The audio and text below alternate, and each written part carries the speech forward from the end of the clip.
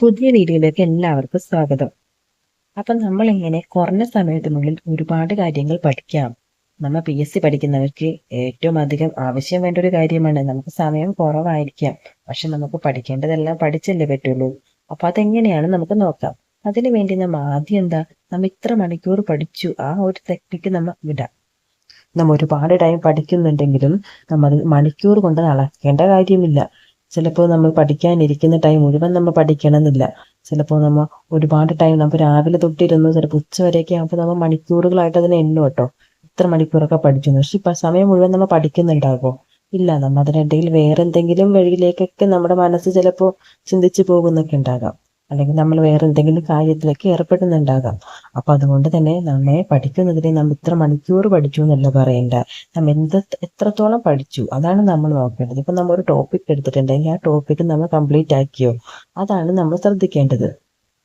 പിന്നെ നമ്മൾ പഠിക്കുമ്പോൾ ഏറ്റവും പ്രയോറിറ്റീസ് ഉള്ള ഏരിയസ് പഠിക്കുക. അതായത് നമ്മൾ പ്രീവിയസ് ക്വസ്റ്റ്യൻ പേപ്പർ നോക്കുമ്പോൾ തന്നെ നമുക്ക് മനസ്സിലാകും ഏതൊക്കെ ഏരിയയിൽ നിന്നാണ് ക്വസ്റ്റ്യൻസ് ആവർത്തിച്ച് വരുന്നത്. അപ്പം ആ പോർഷൻ നമ്മൾ എടുത്തിട്ട് അത് വളരെ നല്ല രീതിയിൽ തന്നെ പഠിക്കേണ്ടതുണ്ട്. അതിൻ്റെ റിലേറ്റഡ് ഫാക്ട്സ് ഒക്കെ നന്നായി നോക്കി പഠിക്കുക. പിന്നെയെന്ന് വെച്ചിട്ടുണ്ടെങ്കിൽ നമ്മളൊരു സ്വയം ടീച്ചറായി തന്നെ പഠിക്കുക. അതായത് നമ്മൾ പഠിച്ച കാര്യങ്ങൾ നമ്മോട് തന്നെ നമ്മൾ വീണ്ടും ആവർത്തിച്ച് ചോദിക്കുക. അല്ലെങ്കിൽ നമ്മൾ ലൗഡ് റീഡിങ്, എന്നെ സംബന്ധിച്ച് എനിക്ക് ലൗഡ് റീഡിങ് ആയിട്ട് വളരെ ഇഷ്ടപ്പെട്ടത്. അതായത് നമ്മളിപ്പോൾ ഒട്ടും സൈലന്റ് ആയിട്ടിരിക്കുന്ന ഒരു ടൈമിൽ ഇങ്ങനെ സൈലന്റ് ആയി മനസ്സിൽ വായിക്കുമ്പോൾ ഉണ്ടല്ലോ, എനിക്കത് ഒട്ടും മനസ്സിൽ കയറാത്ത പോലെ തോന്നും. അത് നമ്മുടെ മനസ്സ് വേറെ എങ്ങോട്ട് പോകുന്ന പോലെ എനിക്ക് തോന്നാറുണ്ട് കേട്ടോ. ഇപ്പൊ ലൗഡ് റീഡിങ് ആകുമ്പോൾ അതിന് എൻ്റെ മനസ്സിനെ തന്നെ ഞാനൊന്ന് അടിച്ചേൽപ്പിക്കുന്ന പോലെ എനിക്ക് തോന്നാറുണ്ട്. അപ്പൊ അതുകൊണ്ട് തന്നെ എനിക്ക് ലൗഡ് റീഡിംഗ് ആണ് ഇഷ്ടം. നിങ്ങളെ ഏതാണോ നിങ്ങൾക്ക് ഇഷ്ടം അതുപോലത്തെ റീഡിങ് തന്നെ ചെയ്യുക. അപ്പം ലൗഡ് റീഡിംഗ് ആകുമ്പോൾ നമുക്ക് വേറൊരു രീതിയിലേക്ക് നമ്മുടെ മനസ്സ് ഡിസ്ട്രാക്റ്റ് ആയി പോകാതിരിക്കാൻ പറ്റുന്നതാണ്. പിന്നെയെന്ന് വെച്ചിട്ടുണ്ടെങ്കിൽ നമ്മളൊരു കാര്യം പഠിച്ചിട്ട് അത് വീണ്ടും വീണ്ടും ഓർത്തെടുക്കാൻ ശ്രമിക്കുക. അതായത് നമ്മൾ സ്വയം ടീച്ചർ ആവാന്ന് പറയുന്നത്. അതായത് നമ്മളൊരു കാര്യം പഠിച്ചു, അത് നമ്മളോട് തന്നെ നമ്മൾ ക്വസ്റ്റ്യൻ ചോദിക്കുക, എന്നിട്ട് നമ്മൾ അതിൻ്റെ ആൻസർ കണ്ടുപിടിക്കാനായിട്ട് നമ്മൾ ശ്രമിക്കുക. അത് നമുക്ക് ഓർമ്മയിലേക്ക് വരുന്നുണ്ടോ, ആ ഒരു ടെക്നിക്ക് നമുക്ക് ഉപയോഗിച്ച് നോക്കാം കേട്ടോ. പിന്നെ നമ്മൾ ടൈമർ വെച്ച് പഠിക്കുന്നതായിരിക്കും ഏറ്റവും ഉചിതം. അതായത് നമ്മൾ ആദ്യം പറഞ്ഞല്ലോ ഇത്ര മണിക്കൂർ പഠിച്ചു എന്നൊക്കെ. അപ്പോൾ ആ അത്രയും മണിക്കൂർ നമ്മൾ പഠിച്ചു എന്ന് പറഞ്ഞാൽ ആ ടൈമിലൊന്നും നമ്മൾ പഠിക്കണമെന്നില്ല. ഇപ്പോൾ ഒരു ടൈമർ സെറ്റ് ചെയ്ത് വെച്ചിട്ട് നമ്മൾ പഠിക്കുന്ന ടൈം മാത്രം, അല്ലാത്ത ടൈം നമ്മൾ അത് ഓഫാക്കി വെക്കുക. അപ്പോൾ നമുക്ക് കറക്റ്റ് പറയാൻ പറ്റും നമ്മൾ എത്ര ടൈം പഠിച്ചു എന്നുള്ളത്. അങ്ങനെ ടൈമർ സെറ്റ് ചെയ്ത് പഠിക്കുമ്പോൾ നമ്മൾ കറക്റ്റ് ആയിട്ടുള്ള മെത്തേഡിലായിരിക്കും പഠിച്ചു പോകുന്നത്.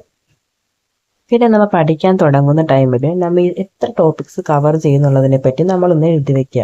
അതായത് അത്രയും ടോപ്പിക്സ് നമ്മൾ കവർ ചെയ്യാൻ ശ്രമിക്കണം. അപ്പോൾ ഏത് ടോപ്പിക്കാണോ നമ്മൾ ഇന്ന് കവർ ചെയ്യാൻ ഉദ്ദേശിക്കുന്നത് ആ കാര്യം നമ്മൾ ആദ്യം തന്നെ നമ്മൾ ടു ഡു ലിസ്റ്റിൽ എഴുതി വെക്കണം. അല്ലെങ്കിൽ നമ്മളിപ്പോൾ എന്ത് ചെയ്യുക, ഒരു ദിവസം മുഴുവൻ ഒരു ടോപ്പിക് എടുത്ത് ആ ടോപ്പിക്ക് വെച്ച് തന്നെ ഇരിക്കും. അപ്പം നമ്മൾ ആദ്യം തന്നെ ടു ഡു ലിസ്റ്റിൽ നമുക്ക് ഇന്ന് കവർ ചെയ്യേണ്ട ടോപ്പിക്സുകൾ ഏതൊക്കെയാണോ അതിനെ പറ്റിയിട്ട് എഴുതി വെക്കുക. അപ്പം നമുക്ക് ഒരു ദിവസത്തിൽ എത്ര ടൈംസ് ഒക്കെ നമുക്ക് കിട്ടുന്നുണ്ടോ, ചിലപ്പോൾ നമുക്ക് ഒരു ഡേയിൽ നമുക്ക് കംപ്ലീറ്റ് ആയിട്ടിരിക്കാൻ പറ്റില്ല. ചിലപ്പോൾ ആദ്യം ഒരു 10 മിനിറ്റ് ആയിരിക്കാം, ചിലപ്പോൾ 1 മണിക്കൂറായിരിക്കാം, പിന്നീടുള്ള ഏതെങ്കിലും സമയത്തായിരിക്കും അടുത്ത ടൈം കിട്ടുക. അപ്പോൾ നമുക്ക് ഈ ടു ഡു ലിസ്റ്റ് അനുസരിച്ച് നമുക്ക് പഠിക്കാൻ കഴിയും. അല്ലെങ്കിൽ നമ്മൾ ഈ വായിച്ച ടോപ്പിക്ക് തന്നെ ഒരു ഡേ ഫുള്ള് ചിലപ്പോൾ വെച്ചുകൊണ്ടിരിക്കും. അപ്പം അതുകൊണ്ട് നമ്മൾ എന്താ ചെയ്യേണ്ടത്, ടു ഡു ലിസ്റ്റിൽ നമുക്ക് ഏതൊക്കെ ടോപ്പിക്സ് ആദ്യം പഠിക്കണം ആ ഒരു ലിസ്റ്റ് നമ്മൾ തയ്യാറാക്കി വെക്കുക. അതിനനുസരിച്ചിട്ട് നമ്മുടെ ഒരു ഡെയിലി പ്ലാനിങ് കൊണ്ടുപോകാം. ഒരു ഡെയിലി പ്ലാനിങ് സക്സസ് ആയാൽ അടുത്ത ഡെയിലി നമുക്ക് ഇതേപോലെ തന്നെ ചെയ്യാം കേട്ടോ. നമ്മളെല്ലാം ചെറുതിലെ തൊട്ട് ചെയ്യുന്ന ഒരു കാര്യമാണ്. ഏറ്റവും ഇമ്പോർട്ടൻ്റ് ആയ ടോപ്പിക്സിൻ്റെ അവിടുത്തെ NB അല്ലെങ്കിൽ IMP ഇങ്ങനെയൊക്കെ നമ്മൾ മാർക്ക് ചെയ്ത് പണ്ടേ തൊട്ട് നമ്മുടെ ടീച്ചേഴ്സ് വരെ നമ്മളോട് പറയാറുണ്ട് ഇങ്ങനെയൊക്കെ മാർക്ക് ചെയ്ത് വെക്കാനായിട്ട്. അപ്പം അതിൻ്റെ ഉപയോഗം എന്താണെന്ന് വെച്ചിട്ടുണ്ടെങ്കിൽ നമുക്ക് എക്സാം ടൈം ആകുമ്പോൾ ഏറ്റവും ഇമ്പോർട്ടൻ്റ് ആയ ഭാഗം നമ്മുടെ കണ്ണിൽ പെടാതെ പോകില്ല. ഇപ്പം നമ്മളൊരു വലിയ റാങ്ക് ബുക്ക് വെച്ചാണ് പഠിക്കുന്നതെങ്കിൽ ഈ റാങ്ക് ഫയലിൽ നമ്മൾ മുഴുവൻ ഭാഗവും ചിലപ്പോൾ വായിച്ചിട്ടുണ്ടായിരിക്കാം. ചിലപ്പോൾ എക്സാം ടൈമിൽ നമുക്ക് ആവശ്യമുള്ള ഭാഗം മാത്രം നമ്മൾ നോക്കി നടക്കുമ്പോൾ ചിലപ്പോൾ ഇത് കണ്ണിൽ പെടണം എന്നില്ല. അപ്പം അതുകൊണ്ട് നമുക്ക് ഏറ്റവും ഇമ്പോർട്ടൻ്റ് ആയ ഭാഗം നമ്മൾ ഇമ്പോർട്ടൻ്റ് തന്നെ മാർക്ക് ചെയ്യുക. അല്ലെങ്കിൽ ഒരു സ്റ്റാർ വരയ്ക്കുകയോ അല്ലെങ്കിൽ നമ്മളൊരു ഹൈലൈറ്റർ പെന്ന് കൊണ്ട് എന്തെങ്കിലും മാർക്ക് ചെയ്ത് വെക്കുകയോ ചെയ്യണം. അപ്പോൾ നമുക്ക് എക്സാം ടൈമിലും അതേപോലെ റിവിഷൻ ടൈമിലൊക്കെ ഇത് ഒരുപാട് ഉപകരിക്കും. അപ്പോൾ ഈ രീതിയിൽ നമ്മൾ ചെയ്യുന്നത് വഴി എക്സാം ടൈമിലും റിവിഷൻ ടൈമിലും നമുക്ക് സമയം നമുക്ക് ക്രമീകരിക്കാനും എളുപ്പമാണ് കേട്ടോ. അപ്പോൾ ഈ മെത്തേഡ് നിങ്ങൾ ചെയ്യുന്നുണ്ടെങ്കിൽ നിങ്ങൾ അത് തന്നെ കണ്ടിന്യൂ ചെയ്യും. ചെയ്യാത്തവരാണെങ്കിൽ ഈ ടെക്നിക്ക് ഒന്ന് പരീക്ഷിച്ച് നോക്കണം. ഇനി പറയേണ്ടത് എന്താന്ന് വെച്ചാൽ, നമ്മൾ പഠിക്കണമെന്നുണ്ടെങ്കിൽ എപ്പോഴും നമ്മുടെ മൈൻഡ് വളരെ ഹാപ്പി ആയിട്ടിരിക്കണം, അല്ലെങ്കിൽ നമുക്കൊരു പീസ് ഓഫ് മൈൻഡ് എന്ന് പറയുന്ന സംഭവം ഉണ്ടായിരിക്കണം. അപ്പം അതിനു വേണ്ടി നമ്മൾ എന്താ ചെയ്യുക? നമ്മുടെ ലൈഫിൽ ഒരുപാട് പ്രശ്നങ്ങൾ എല്ലാവരുടെയും ലൈഫിൽ ഉണ്ടാകും. അതൊക്കെ നമ്മൾ തൽക്കാലത്തേക്കൊന്ന് മറക്കാൻ ശ്രമിക്കുക. അതായത് നമുക്ക് ജോലി കിട്ടിക്കഴിഞ്ഞിട്ടുണ്ടെങ്കിൽ ചിലപ്പോൾ നമ്മളുടെ പ്രശ്നങ്ങളൊക്കെ ഒരുപാട് പരിഹരിക്കപ്പെടും. അങ്ങനെ ഓർത്ത് നമുക്ക് എന്ത് ചെയ്യാം? സമാധാനിക്കാം. അപ്പോൾ നമുക്ക് ആദ്യം വേണ്ടത് ജോലിയാണ്. അപ്പോൾ ജോലി കിട്ടാൻ വേണ്ടിയിട്ട് നമ്മുടെ മൈൻഡിനെ നമ്മൾ ഫ്രഷ് ആയിട്ട് തന്നെ വെക്കാം.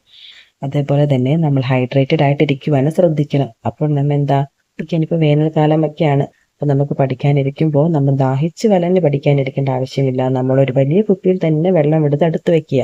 അപ്പം നമ്മൾ വെള്ളം ഒക്കെ നല്ല രീതിയിൽ കുടിച്ചിട്ട് തന്നെ പഠിക്കുക. അപ്പം നമുക്ക് പഠിക്കുന്നത് ഒട്ടും ബോറ് തോന്നില്ല, അതേപോലെ മടുപ്പ് തോന്നില്ല. വായിക്കുമ്പോഴാണെങ്കിൽ നമ്മുടെ തൊണ്ടയ്ക്കും ബുദ്ധിമുട്ടൊന്നും തോന്നില്ല കേട്ടോ. അപ്പം ഈ രീതിയിൽ നമ്മൾ എപ്പോഴും മൈൻഡ് ഹാപ്പി ആയിരിക്കണം. നമ്മുടെ ഹെൽത്തിനെ നമ്മൾ നോക്കണം. ഒരുപാട് അസുഖങ്ങളൊക്കെ വരാൻ ചാൻസ് ഉള്ളതാണ്. അപ്പം അസുഖങ്ങളൊക്കെ നമ്മൾ വിചാരിച്ചാൽ നമുക്ക് കുറയ്ക്കാൻ പറ്റും. പനി, ചുമ ഇതൊക്കെ തന്നെ വന്നാൽ തന്നെ നമ്മളുടെ പഠിക്കാനുള്ള മൈൻഡ് കംപ്ലീറ്റ്ലി പോകും. അപ്പോൾ അതൊക്കെ വരാതിരിക്കാൻ നമ്മൾ പരമാവധി ശ്രമിക്കുക. കാരണം നമുക്ക് കുറച്ച് നാൾ കൂടിയല്ലോ പരീക്ഷയ്ക്കായിട്ടുള്ളൂ. നമുക്ക് കിട്ടേണ്ട ടൈം നമ്മൾ വളരെയധികം നല്ല രീതിയിൽ ഉപയോഗിച്ചാൽ മാത്രമേ നമുക്ക് ഈ വരുന്ന കമ്പനി ബോർഡ് അസിസ്റ്റന്റിനാണെങ്കിലും യൂണിവേഴ്സിറ്റി അസിസ്റ്റന്റിനാണെങ്കിലും ഇനി വരുന്ന മറ്റ് 10th ലെവൽ എക്സാമുകൾക്കാണെങ്കിലും ഒക്കെ നല്ല മാർക്ക് നേടാൻ കഴിയുള്ളൂ. നമുക്ക് കിട്ടുന്ന ടൈം നല്ല രീതിയിൽ തന്നെ നമ്മൾ ഉപയോഗിക്കണം. അധികം ഉറക്കമൊഴിച്ച് പഠിക്കുന്നതും നമുക്ക് അത്ര നല്ലതല്ല കേട്ടോ. ഒരു 6 മണിക്കൂറെങ്കിലും നമ്മൾ ഒരു ദിവസം എന്തായാലും ഉറങ്ങണം. അത് 6 മണിക്കൂർ എന്നുള്ളത് നമ്മൾ എപ്പോൾ ഉറങ്ങണം എന്നുള്ളത് നമ്മുടെ ഇഷ്ടത്തിനനുസരിച്ച് നമ്മൾക്ക് മനസ്സിലാക്കാൻ പറ്റും.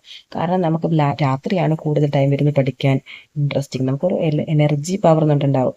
ചിലപ്പോൾ നമുക്ക് ലോ എനർജി ടൈം ഉണ്ടാകാം, ഹൈ എനർജി ടൈം ഉണ്ടാകാം. അപ്പോൾ ലോ എനർജി ടൈമിൽ നമ്മൾ എന്താ ചെയ്യുക? കിടന്നുറങ്ങാം. എന്നിട്ട് ഹൈ എനർജി ടൈമിൽ നമ്മൾ ഇരുന്ന് പഠിക്കാം. അതേപോലെ ഹൈ എനർജി ടൈമിൽ നമുക്ക് ടഫായിട്ടുള്ള മാത്സ്, ഇംഗ്ലീഷ്, അതുപോലെ തന്നെ ടഫായി തോന്നുന്ന സബ്ജക്റ്റ് എന്തോ അത് ഹൈ എനർജി ടൈമിൽ തന്നെ നോക്കാൻ ശ്രമിക്കുക.